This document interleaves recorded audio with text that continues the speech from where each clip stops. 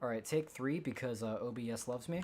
Had a couple of things that I wanted to talk about on Vertigo real quick. One of the things that I mentioned during the scrim is that we may have had trouble taking control of mid during the early rounds. So I found that if you line up along the back part of this platform, or pillar, and you put your crosshair kind of between these two lines in the railing, move your crosshair up to about the middle of this big beam like so. Sick flashbang. It's going to pop above the box, and even if they're holding the close angle like this is going to blind the fuck out of them. You got to be a little bit careful if the T's are pushed too far over to the left like this, because then it won't blind them.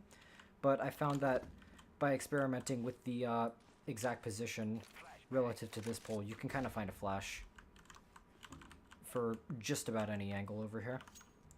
Just something to think about. Maybe you'll have to go in and play with it on a server yourself. Just a couple of notes with the AWP as well. You can wallbang through this.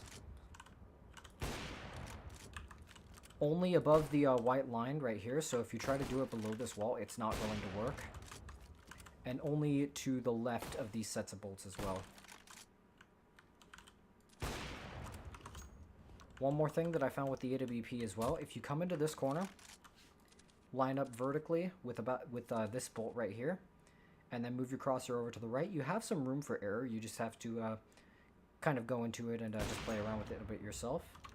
Similar deal in terms of the damage. This is going to do about 40 damage via SV show impacts penetration, so this will kill on headshot. So just a potential cool idea to draw some wall hack accusations from the other teams we play. And yeah, that's all I found tonight. Hope it helps.